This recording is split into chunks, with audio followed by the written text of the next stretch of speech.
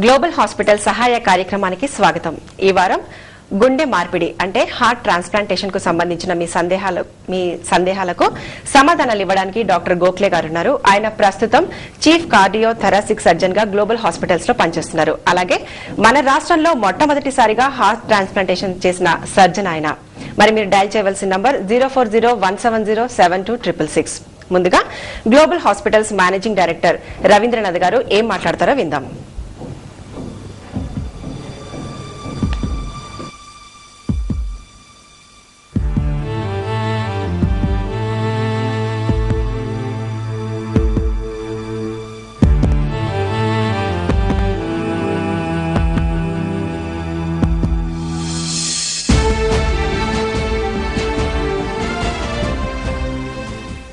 Global hospitals అంటేనే పరిపూర్ణ ఆరోగ్యం, సంపూర్ణ విశ్వాసం.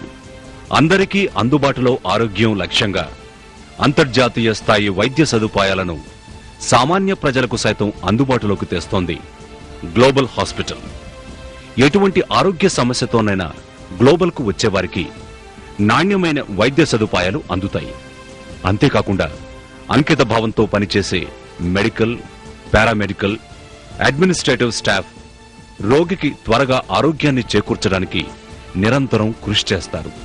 గ్లోబల్ హాస్పిటల్స్ లోని ప్రతి విభాగం ఎంతో బాధ్యతాయుతంగా 24 గంటలు పనిచేస్తూ రోగికి, అతని కుటుంబీకులకు ఎటువంటి ఇబ్బంది కలగకుండా చూస్తుంది.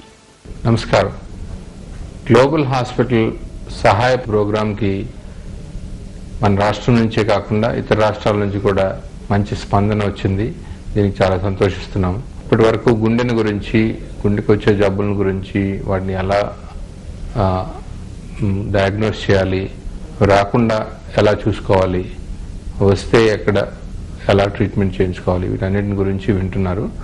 రాబోయే వారాల్లో ముఖ్యంగా లివరు అంటే కాలేయం, జీర్ణకోశ వ్యాధులు, మూత్రపిండ వ్యాధులు, వీటినన్నిటి గురించి మా నిపుణులైన డాక్టర్ల ద్వారా మీకు సలహాలు అవి ఇవ్వడం జరుగుతుంది. సామాన్యులందరికీ అందుబాటులో అంతర్జాతీయ స్థాయి వైద్య సేవలందిస్తూ దేశ విదేశ వైద్య రంగాల్లో ఎంతో పేరు ప్రఖ్యాతులు సాధించిన ఘనత గ్లోబల్ హాస్పిటల్స్ కే దక్కుతుంది. మరి ఇంతటి నాణ్యమైన వైద్య సేవలందిస్తున్న గ్లోబల్ హాస్పిటల్స్ గురించి ప్రముఖులేమంటున్నారో విందాం.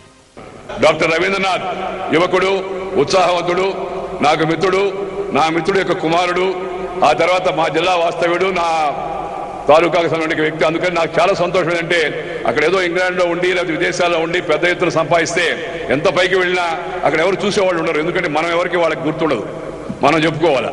కానీ మన దేశానికి వస్తే మన పెద్దలు, మన చిన్నలు, మన ఊరు వాళ్ళు, మన పక్క వాళ్ళు, మన పల్లె వాళ్ళు, మన టౌన్ వాళ్ళు, మన ప్రజలంతా చూసి సంతోషిస్తుంటే మనం సంతోషిస్తాం.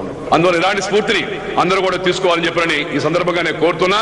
అందుకనే మనస్పూర్వకంగా ఈ రోజు డాక్టర్ రవీంద్రనాథ్ని, ఆయన యొక్క మిగతా బృందాన్నంతా కూడా ఈ బృహత్ కార్యక్రమాన్ని చేపట్టినందుకు హృదయపూర్వకంగా నేను అభినందిస్తూ ఉన్నాను.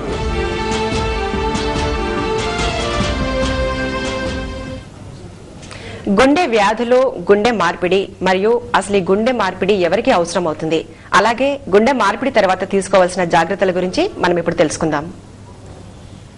మరి ఈ వారం గ్లోబల్ సహాయలో మనం చూడబోయే అంశం గుండె మార్పిడి అంటే హార్ట్ ట్రాన్స్ప్లాంటేషన్. ఇతన్ని చూడండి, ఎంత చురుగ్గా మెట్లెక్కుతున్నాడో. ఈ వ్యక్తి మరే ఇతర సామాన్యుడు లాంటి వాడు మాత్రం కాదు. ఎందుకంటే దాదాపుగా మరణానికి దగ్గరైన ఇతడికి మళ్లీ ప్రాణదానం చేసింది మన గ్లోబల్ హాస్పిటల్స్. ఇతడి పేరు రమేష్. 10 నెలల క్రితం ఆంధ్ర రాష్ట్రంలోనే మొట్టమొదటిసారిగా గుండె మార్పిడి విజయవంతంగా చేసి రమేష్ కు మరో కొత్త హృదయంతో పాటు కొత్త జీవితాన్ని అందించింది గ్లోబల్ హాస్పిటల్స్. గుండె మార్పిడిని విజయవంతంగా చేయడంతో పాటు ఉచితంగా చేసి తమ సేవాభావాన్ని చాటుకున్నారు గ్లోబల్ వైద్య నిపుణులు. మరి గుండె మార్పిడి అంటే ఏంటి, ముందుగా అది తెలుసుకుందాం. అసలు ట్రాన్స్ప్లాంటేషన్ అంటే ఒక జీవిలోని భాగాన్ని తీసి ఇంకొక జీవికి అమర్చడం అనే దాన్ని ట్రాన్స్ప్లాంటేషన్ అంటాం. అంటే ఏమవుతుందంటే ఒక మనిషిని తీసుకుంటే మనిషిలో ఏదైనా ఒక పార్ట్ చెడిపోతే వేరే మనిషి నుంచి తీసుకొచ్చి మనిషికి పెడితే దాన్ని ట్రాన్స్ప్లాంటేషన్ అంటాం.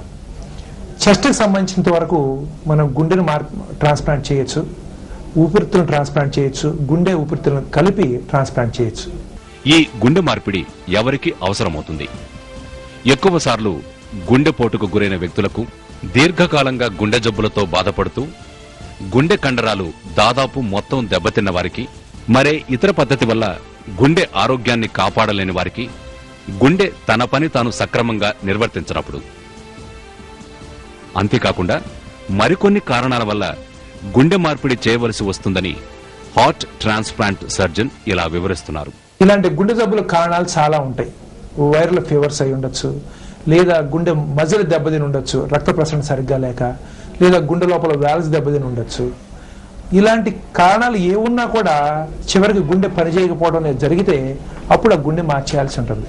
ఒకసారి ఒక వ్యక్తికి గుండె మార్పిడి ఖచ్చితంగా చేయవలసిందే అని వైద్యులు నిర్ధారించిన తర్వాత కొత్త గుండె అవసరమున్న వ్యక్తిని, అంటే దాత గుండె దొరికే వరకు వెయిటింగ్ లిస్ట్ లో ఉంచుతారు. కానీ ఈ దాత ఎవరు? ఈ గుండె ఈ మనిషికి ఇవ్వటానికి సరిపడిన దాత దొరకాలి మనకి.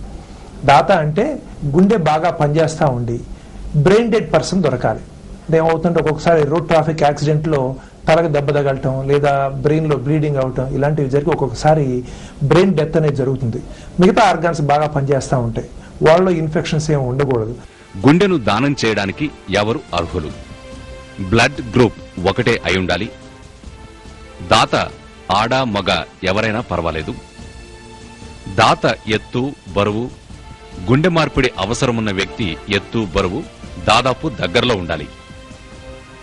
కార్డియాక్ క్యాథటరైజేషన్ అనే పరీక్ష ద్వారా రోగికి గుండె మార్పిడి చేయడం ఎంత అవసరమన్నది తెలుసుకుంటారు కార్డియాలజిస్టులు. ఒకసారి ఒక మనిషికి గుండె ట్రాన్స్ప్లాంట్ చేయాలి అవసరం ఉంది అని డిసైడ్ చేసిన తర్వాత ఆ మనిషి ఈ సర్జరీకి ఫిట్ అవుతాడా లేదా, తట్టుకుంటారా లేదా, మనం చేయొచ్చా లేదా అనే దానికి కొన్ని పరీక్షలు చేయాల్సి ఉంటుంది. ఏంటంటే ఇటువంటి మనుషుల్లో వేరే రకమైన జబ్బులు ఉండకూడదు. ఇంకేదైనా జబ్బు, క్యాన్సర్ కానీ లేదా ఇన్ఫెక్షన్స్ కానీ ఉన్నాయనుకోండి, అలాంటి వాళ్ళు ఆ జబ్బులతో చనిపోయే అవకాశం ఉంది. అటువంటిప్పుడు ఇంత మేజర్ ఆపరేషన్ చేయడం అనేది చేయకూడదు. అలాగే ఎయిడ్స్ ఉందనుకోండి, అలాంటప్పుడు మరి ఇంత మేజర్ ఆపరేషన్ చేసి వేరే మందులు ఇవ్వడం అనేది సరైన సబైన పద్ధతి కాదు. అందుకని ఇలాంటి టెస్ట్ అన్ని చేసిన తర్వాత ఈ మనిషి గుండె ట్రాన్స్ప్లాంట్ చేయడం అనే దాన్ని తట్టుకుంటాడు, ఈయనకి చాలా అవసరం అనేది ఫస్ట్ డిసైడ్ చేస్తాం. ఇందులో భాగంగా మరికొన్ని ప్రీ ఆపరేటివ్ టెస్ట్ ద్వారా రోగి గుండె మార్పిడికి సంసిద్ధంగా ఉన్నాడో లేదో తెలుసుకుంటారు. అవి కొన్ని రక్త పరీక్షలు, urine test, X-ray chest, ultrasound abdomen, coronary angiogram, LV angiogram, 2D echo, అవసరమైతే టీఎంటీ. ఇలా దాత నుంచి గుండె లభించే పరిస్థితుల్లో ముందుగానే రోగిని సంసిద్ధం చేస్తారు. ఈ ట్రాన్స్ప్లాంటేషన్ టీంలో cardiologist, cardiovascular surgeon, transplant coordinator, dietitian, psychiatrist, organ donation సంస్థలు ఉంటాయి. హార్ట్ ట్రాన్స్ప్లాంట్ అనేది ఒక అరుదైన, అత్యంత క్లిష్టమైన శస్త్రచికిత్స. ఇది ఒక టీం వర్క్. దాత గుండెను విజయవంతంగా రోగికి అమర్చే వరకు అందరూ కలిసి పనిచేయాల్సి ఉంటుంది. గుండె మార్పిడికి అన్ని సిద్ధం చేశాక రోగిని ఆపరేషన్ రూంలోకి తీసుకుని వెళతారు. దాత గుండెను అమర్చేంత వరకు రోగి యొక్క గుండెను తీసివేస్తారు. కాబట్టి హార్ట్ లంగ్ మెషిన్ సహాయంతో రోగి శరీరానికి కావలసిన రక్తాన్ని, ఆక్సిజన్ను సరఫరా చేస్తారు.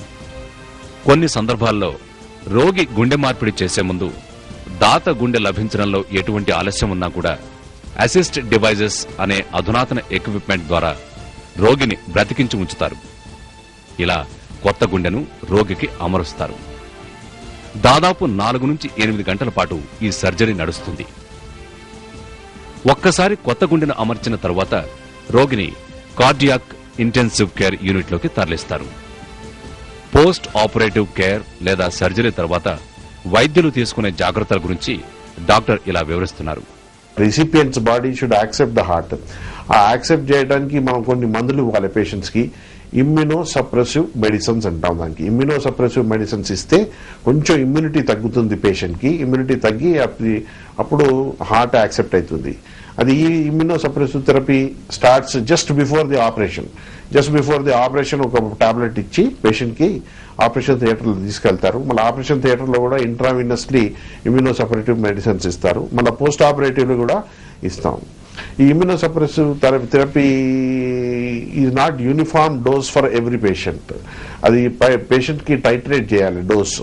అది ఎట్లా టైట్రేట్ చేస్తాం అంటే ఈ పేషెంట్కి ఫస్ట్ 1 వీక్లో ఎండోమయోకార్డియల్ బయాప్సీ చేయాలి. దాన్ని బట్టి మనం మందులు అడ్జస్ట్ చేస్తాం పేషెంట్కి. ఇది హార్ట్ ట్రాన్స్ప్లాంట్ పేషెంట్కి హాస్పిటల్లో ఫస్ట్ 10 days ఉంటే చాలు, ఫస్ట్ 10 to 14 days ఉంటే చాలు. 14 daysలో మనం 2 సార్లు బయాప్సీ చేయాల్సిన అవసరం పడుతుంది. దాని తర్వాత పేషెంట్కి డిశ్చార్జ్ చేయవచ్చు. ఒక్కసారి గుండె మార్పిడి విజయవంతంగా జరిగితే రోగికి మరో కొత్త హృదయంతో పాటు మరో ఆరోగ్యకరమైన ఆనందమైన జీవితం లభించినట్లే. మీరే చూడండి రమేష్ ఏమంటున్నాడు. నా పేరు రమేష్ అండి. నాది మునీరాబాద్ మండలం మేడ్చల్. నాకు ముందు మంచిగా ఉండి సంటరింగ్ వర్క్ చేస్తుండే. సంటరింగ్ వర్క్ చేసినప్పుడు